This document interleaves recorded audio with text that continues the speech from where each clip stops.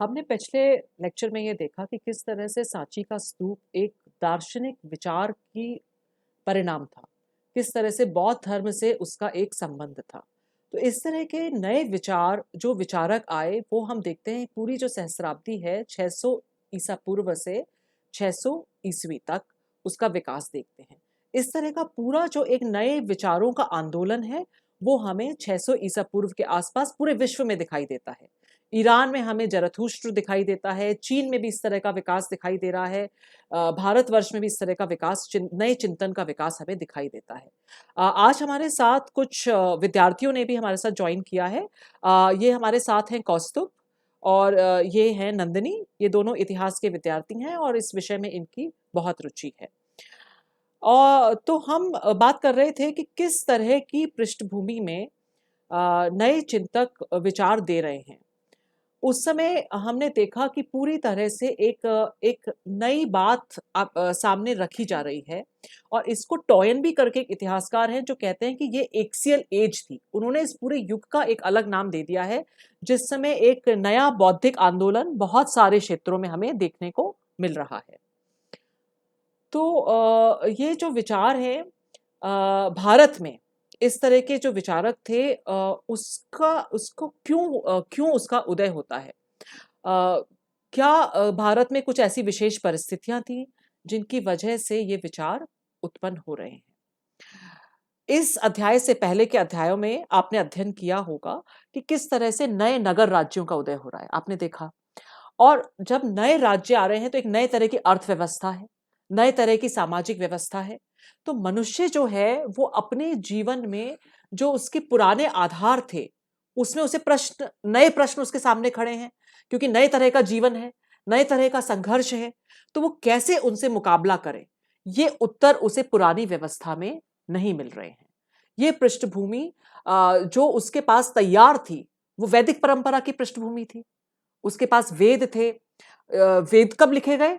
जब जीवन में आपके पास व्यापार नहीं था, आप जगह जगह घूम के धीरे धीरे खेती कर रहे थे, धीरे धीरे आप पशुधन बढ़ा रहे थे। तो आप देखिए ऋग्वेद में किस तरह की प्रार्थनाएं मिलती हैं। अग्नि से प्रार्थना करते हुए आपकी पुस्तक में भी एक स्रोत दिया गया है। अग्नि से वो क्या मांग रहे हैं?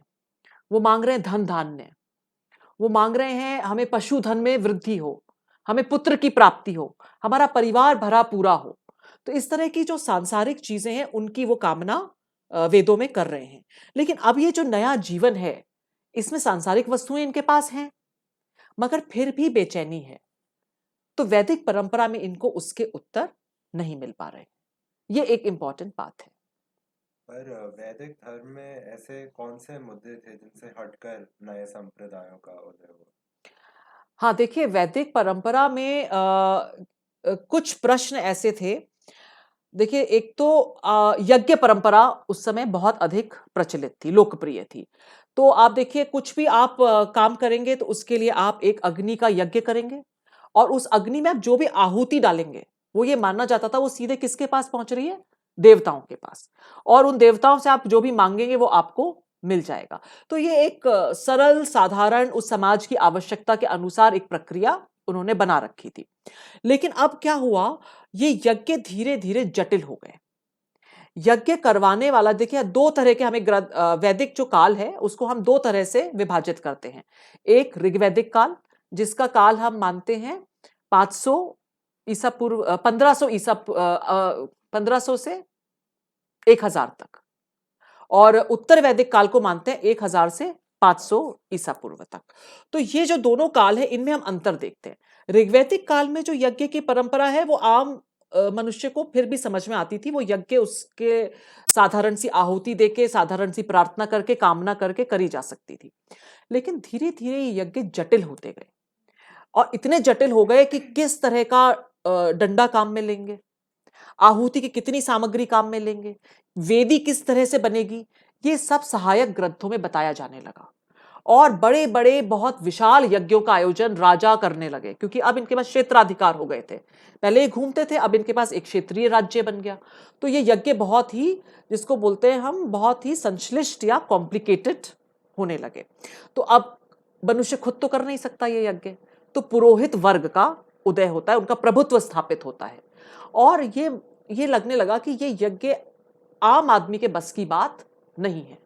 तो आम आदमी को ये लगा कि जब मैं परेशान हूं तो उत्तर क्या है, यज्ञ कराओ। यज्ञ पूरा कर्मकांड से भर चुका है, वो कराना उसके बस की बात नहीं है। तो वो अपना उत्तर कहां ढूंढे, उसको वहां जवाब नहीं मिल रहा है। ये एक जो वैदिक परंपरा है, जो वेदों में बात है, उसको लेकर के उस समय का जो समाज था उसको अपने उत्तर नहीं मिल रहे। तो वैदिक जो परंपरा थी वो प्रासंगिक नहीं रह रही है। तो अब आप ये देखिए, क्या वैदिक परंपरा में भी इस पर कोई विचार हो रहा है? तो वैदिक परंपरा में देखिए, प्रभुत्व तो यज्ञ और कर्मकांड का ही रहा, लेकिन एक धारा हमको दिखाई देती है। आप लोगों ने उपनिषद का चर्चा सुना होगा, और उसका जिक्र अगर हम करें तो उपनिषद में विचार, दार्शनिक विचार शुरू हो चुके हैं। उपनिषद में वो पूछ रहे हैं कि आत्मा क्या है, सृष्टि क्या है, ये सृष्टि बनाई किसने, इसका वास्तविक अर्थ क्या है, क्या हम यूं ही आएंगे, खाएंगे, पिएंगे, मर जाएंगे, जीवन का क्या इतना ही सार है? तो नहीं। तो वो ये भी प्रश्न उस वहां पर पूछने का प्रयास कर रहे हैं। तो ये एक इंपॉर्टेंट प्रश्न है। अच्छा, क्या यज्ञों को लेकर प्रश्न उठाया है उपनिषद में? आप लोगों को क्या लगता है, उठाया है? उपनिषद ने क्या कहा, यज्ञ अच्छे हैं, यज्ञ बुरे हैं, या यज्ञ के बारे में कुछ नहीं कहा? आप बताइए। कुछ तो होगा। आपको क्या लगता है, जब उपनिषद ये विचार कर रहे हैं कि इस जीवन का अर्थ क्या है, तो क्या यज्ञों के प्रति उनका समर्थन दिखाई दे रहा है, या उतना समर्थन कम दिखाई देगा उसमें? वैदिक परंपरा से शायद कम। वैदिक परंपरा से कम दिखाई देगा।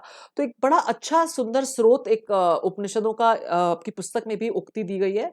वो ये कहते हैं कि देखिए, ये जो पवन बहती है यही यज्ञ है, क्योंकि ये हम सबको शुद्ध कर देती है। तो वापस से वो एक सरलीकरण की और उसकी बात तो कर रहे हैं, पर साथ ही साथ प्रश्न चिन्ह भी उठा रहे हैं। तो वैदिक परंपरा में अपने आप में भी हम ये देखते हैं कि कुछ चिंतन मनन शुरू हुआ है, लेकिन फिर भी जो कर्मकांडीय परंपरा है वो काफी सशक्त रही है। अब प्रश्न ये देखते हैं कि क्या जो देखिए, समाज को तो जरूरत है किसी और दर्शन की, वो दर्शन उनको मिल नहीं रहा है, दार्शनिक आधार उनको, जो दर्शन प्रचलित है उसमें। तो नया दर्शन उभर के आ रहा है, और उसी का एक परिणाम था बौद्ध धर्म। लेकिन बौद्ध धर्म बाद में बहुत सफल हुआ और बहुत प्राचीन काल में एक बहुत महत्वपूर्ण परंपरा के रूप में उभर करके आया। लेकिन ऐसा नहीं है कि सिर्फ बौद्ध धर्म था, ऐसे बहुत सारे और विचारक आते थे, ये पूरी एक परंपरा बन गई। वो आकर के विचार करते थे, आपस में वाद विवाद करते थे, और नए नए विचारकों का, नए नए संप्रदायों का भी उदय होता था। अब कहाँ करते थे वो? कूटागार शालाओं में। ये एक इंपॉर्टेंट टर्म है। ये कूटागार शाला जो है, ये प्राचीन भारतीय समाज का एक बहुत महत्वपूर्ण स्थल है, जहां पे दार्शनिक वाद विवाद होते हैं, दार्शनिक चर्चाएं होती हैं। कई बार ये भी होता था कि दो बहुत विरोधी खेमे हैं, उनमें आपस में शास्त्रार्थ हो गया। अब मान लीजिए आप दोनों विरोधी हैं एक दूसरे के, आप दोनों शास्त्रार्थ कर रहे हैं, और शास्त्रार्थ में आप प्रश्न पूछ रहे हैं, ये उत्तर दे रही हैं, ये प्रश्न पूछ रही हैं, आप उत्तर दे रहे हैं। इनका एक अपनी विचारधारा है। आपने कहा कि आज मैं इसका विरोध करूंगा, तो आप पहले इनका पक्ष रखेंगे, वो कहलाएगा पूर्व पक्ष। फिर आप अपनी बात कहेंगे, वो कहलाएगा प्रतिपक्ष। और अगर ये आपकी बात से आप मान गई, आपकी बात कि हाँ आप सही कह रहे हैं, मेरा पक्ष गलत था, तो ये आपका संप्रदाय, आपकी अनुयायी बन जाएंगी, आपके संप्रदाय में सम्मिलित हो जाएंगी। तो ये एक बड़ी किसको कहते हैं ना, स्वस्थ परंपरा थी वाद विवाद की प्राचीन भारत में। ये महत्वपूर्ण परंपरा थी, और इसमें कुछ बहुत बहुत इंटरेस्टिंग चर्चाएं आपको देखने को मिलेंगी। बौद्ध धर्म पे तो खैर हम विस्तार से चर्चा करेंगे ही, लेकिन आप देखिए, एक विचारक हुए जो कि सुत्त पिटक, बौद्ध ग्रंथ के 3 पिटक हैं। कौन से पिटक हैं आप बताइए? आदि ग्रंथ नहीं, विनय, विनय पिटक, सुत्त पिटक, अभिधम्म पिटक। सुधा आपका मिलता जुलता था। सुत्त पिटक को पहले बोलते हैं हम, सुत्त पिटक, विनय पिटक और अभिधम्म पिटक। तो सुत्त पिटक में एक उल्लेख मिलता है, 6 संप्रदायों का उल्लेख मिलता है, लेकिन मैं आपको जो बहुत रोचक है, एक तो मक्खली पुत्र गोसाल, वो ये कहते हैं कि हमारा सब कुछ कर्म के द्वारा निर्धारित है। पहले से हमने जो कर्म करे हैं, हमारे साथ क्या अच्छा होगा, क्या बुरा होगा, ये पूर्व निर्धारित है। जैसे ऊन का एक गोला होता है, उसको आप फेंकेंगे तो उतनी ही दूर तक जाएगा ना जितना गोला होगा, द्रौपदी के चीर की यहाँ बात नहीं हो रही है कि वो तो अनंत चलता जा रहा था अगर कृष्ण जी के आशीर्वाद से, लेकिन कर्म आपके पूर्व निर्धारित हैं। तो ये क्या कहलाता है? नियतिवाद कहलाता है। दिस इज नियतिवाद। एक होता है भौतिकवाद। अजीत केसकम्बलिन ये कहते हैं कि भाई जो हम कुछ तत्वों से बने हैं, मर जाएंगे वो तत्व यहीं विलीन हो जाएंगे, ना आगा कुछ है ना पीछा कुछ है। तो ये एक भौतिकवादी परंपरा भी है। एक इंपॉर्टेंट परंपरा जो हुई, जो जो बहुत सफल हुई, जो आज भी विद्यमान है भारतवर्ष में, वो है जैन धर्म की परंपरा। जैन धर्म के बहुत से लोग ये मानते हैं। आप बताइए जैन धर्म की स्थापना किसने करी? महावीर। आप बताइए, आप भी बताइए। महावीर स्वामी। आप इस चीज, ये हम लोग ये एक भ्रम है। वो 23rd तीर्थंकर, वो 24वें तीर्थंकर थे, है ना? तो उनसे पहले 23 तीर्थंकर हो चुके थे। तो कौन थे अब उनके संस्थापक? ऋषभदेव, है ना? ये ध्यान रखिए। और बीच में उसके बाद उनसे जस्ट पहले जो थे पार्श्वनाथ, उनका भी उल्लेख मिलता है। और 24वें तीर्थंकर महावीर स्वामी थे, जो सबसे महत्वपूर्ण थे। और इस काल में, जिस काल का हम अध्ययन कर रहे हैं, 6ठी शताब्दी ईसा पूर्व में, उसमें महावीर स्वामी ने इसका पुनर्उद्धार करा। थोड़ा सा इसमें एक आध चीजें उन्होंने जोड़ी भी, ब्रह्मचर्य का महाव्रत इसमें उन्होंने जोड़ा भी। महत्वपूर्ण बात यह है कि देखिए ये ईश्वर और इन चीजों को नहीं मानते थे। ये कहते थे सृष्टि अनादि है, हमेशा से चली आ रही है। और ये भी कहते थे अनेकात्मवाद, ये हर आत्मा हर प्राणी में होती है, प्राणी नहीं बल्कि हर वस्तु में होती है। तो ये वो मानते थे। तो ये एक इनके पर कर्मवाद को ये मानते थे। तो ये कुछ परंपराएं थी जिन्हें हम नास्तिक परंपरा कहते हैं। नास्तिक माने इसलिए नहीं कि ईश्वर को नहीं मानते थे, बल्कि इसलिए कि ये वेदों को नहीं मानते थे।